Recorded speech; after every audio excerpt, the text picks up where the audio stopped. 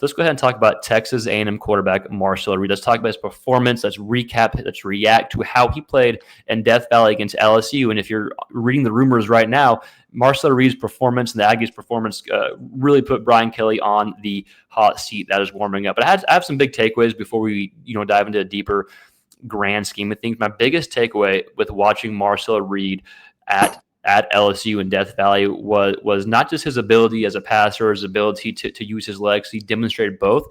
It was his ability to respond and bounce back. It was his ability to not just bounce back after the interceptions, but like the interception before half, in the first half, the play before that, or a few plays before that, there was a drop touchdown pass, and then he throws that pick. So he had several drops, he had several interceptions, he made some mistakes, but was able to bounce back, and it really wasn't even a game. Like, he only had one attempt where the ball was thrown 20 yards or more in the air. They didn't need to push the ball downfield. He hurt them with their legs, and they just hurt him overall as a whole team. So Marcel Reed, I know we got a lot of A&M followers here, but that was my biggest takeaway. Just the ability to respond, and then they put their, Reed and the team put their foot on the throat of LSU, and there was no coming back from LSU here. So, Christian, let's go ahead and throw it your way with Marcel Reed.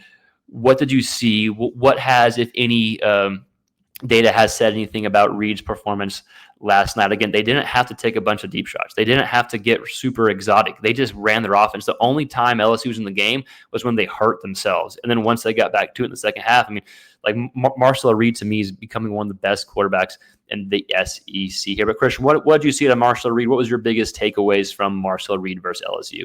Yeah, absolutely. I think one of the main things that you already brought up was his ability to not have to throw it down the field to make plays happen. I can actually pull up a little screen here to show kind of how this deviates from the rest of his games on a season or across the season, where you really look at how Marcel Reed's most of his yardage is actually gained in kind of this medium to deep area with, obviously the short center being kind of the most profitable zone. But if we actually look across the field depth itself, we see this dip from, not having to throw it deep downfield in order to gain those yards, in order to have a successful game that ultimately ended in a win. We're also able to look across, if we're looking deep, this dip off kind of happens in this game as well, where the only pass he actually threw down was down the left side of the field. So what this allows us to look at is saying, hey, while LSU's defensive back coverage might have hindered his ability to get it downfield, he was able to make up to it about completing a lot of passes kind of in this center to short range. Yeah, took what the defense gave, even when he threw that pick, was able to respond. I guess something that we probably should have said right before talking about Reed. Braxton, you got the stats from Marcel Reed in front of you by chance? You're able to actually tell the people what, if you're an A&M fan, you of course probably already have it memorized, but Braxton, go ahead and read off the stats real quick if you don't mind, dude. Yeah, so 12 for 21. He was 57% completion percentage, 202 yards. Despite only throwing one deep ball, 20-plus yards, averaged 9.6 yards per attempt. 2 touchdowns. He did have those 2 interceptions, but then also on the run game, 13 attempts, 108 yards, 8.3 yards per attempt, 2 TDs. Basically, anytime he had the ball was a first down. Yep. And, either a pass attempt or just rushing the ball. 310 total yards, so 4 total touchdowns. That's very similar to what he's done all year. Now he's almost 2,000 yards passing. 350 yards rushing, 23 total TDs. He's I haven't seen a whole lot of Heisman talk for him, but leading them to a 8-0 record, number 3 rank in the rankings right now. Obviously he'll have a big game against Texas in a couple weeks, and some other big games to showcase that. But you hear a lot of talk about Diego Pavia and Ty Simpson and other guys potentially being the Heisman candidate. Marcel Reed, with what he does on the ground and through the air, I wouldn't bet against him.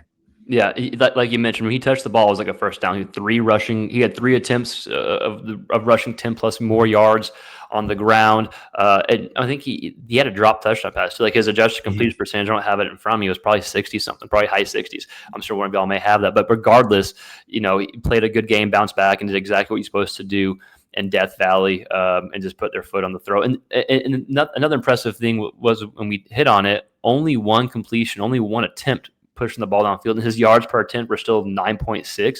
Like, give me those receivers all day, every day. A&M fans, y'all know I'm not good with names. I just talk quarterbacks. I'm obsessed with quarterbacks. Damn, number 7 and whoever else that is. Maybe y'all have the names pulled up. Like, just get them the rock, right? I mean, get them the ball in space, short completions, whatever it may be. And he's able to spin that thing too. I know we do a lot of film breakdowns. You can go back and see Marcel Reed up. But man, I don't know if y'all have those receivers' names pulled up. I always get in trouble for not having the names. Casey Concepcion is just a freak. I mean, he's awesome. He's so fun to watch. So, they got some studs around him. He can get the ball to them, and they can make moves. But also, I mean, obviously on the ground, 6 touchdowns, 350 yards throughout the season, over 100 this game. At night in Death Valley, one of the most hostile environments in college football. He's a stud. Yeah, Marcel. Yeah, it was fun to watch. And man, if you look at, I don't want to talk about Nussmeier too much, but if you had to times Nussmeier's yards per attempt, that's what equaled Marcel Reed's, right? So going into the season, Garrett Nussmeier is the number 1 quarterback in the SEC. Yada yada. We don't want to get into it too much, but he comes in. He has 4.8 yards per attempt. Marcel Reed, like you said, Braxton, 9.6. My math isn't very good, but I don't think it's god awful. But if you times that by 2, Christian, you're the smart guy. That's 9.6, right? Perfect. Right, exactly, right. And he only had 1 completion. The ball is 120 yards or more downfield. I know I'm hammering that home. Even if you times Garrett Nussmeier's QBR, it was like 50-something, times that by 2, it's barely over Marcel Reed's at like 92.4 there. So just impressive overall from Marcel Reed, and just getting the ball to his receivers. But I really, really like seeing the ability to respond. It was almost the opposite of Nussmeier. If y'all remember last year in College Station, Nussmeier had a great first half and then had that second half where just 3 picks kind of just snowballed. Nussmeier wasn't able to respond. And I'm an LSU guy, so I'm not trying to crap on Nussmeier. I'm an LSU guy. But Reed comes out, has a great first half, then throws some picks at the end of the half. You keep LSU in the game, but he didn't let that snowball effect happen. He's able to bounce back and take control there. So Marcel Reed, Texas A&M quarterback. Guys, anything else on Reed before we move on to the next quarterback? Because there's some other quarterbacks I want to get into here. Anything else at all, guys? No, I mean, the only other thing I was going to say, and it's kind of the comparison between Nussmeier and Reed, was, I mean, you could tell, even though it's LSU at home, Nussmeier 6 sacks, or 5 or 6 sacks. You could tell that he was thinking about that in the back of his mind, trying to go to first read as often as possible. Try to get it out to kind of his safety valve as much as possible. Marcel Reed is able to step up in the pocket a lot. One of the things I liked, he was going through second or third read a lot, and kind of reading the defense. And then, of course, he's such an athlete. He's hard to take down in the backfield. Yeah. So, and even when he scrambled, it's something I wrote down, and Herb Sheet talked about this. He's not like last year when he scrambled, he was looking to run. This year, he's looking to pass. And that makes him even that much more deadly. Herb Sheet was talking about, don't want to compare to Lamar Jackson, but he was kind of right. Like the ability to get in and get out of those cuts is pretty unreal. And like you said, Braxton, the D line for A&M. We're not a D line podcast, but damn. Like Nussmeier was like seeing the guy jar at the left tackle of LSU. I was like, my God. But awesome. Well, yeah, A&M fans, y'all know the drill. Like the video, share, subscribe, all that stuff. It really helps us grow. Again, in-season college football. The link is below, so please check them out. Like the video, share, subscribe.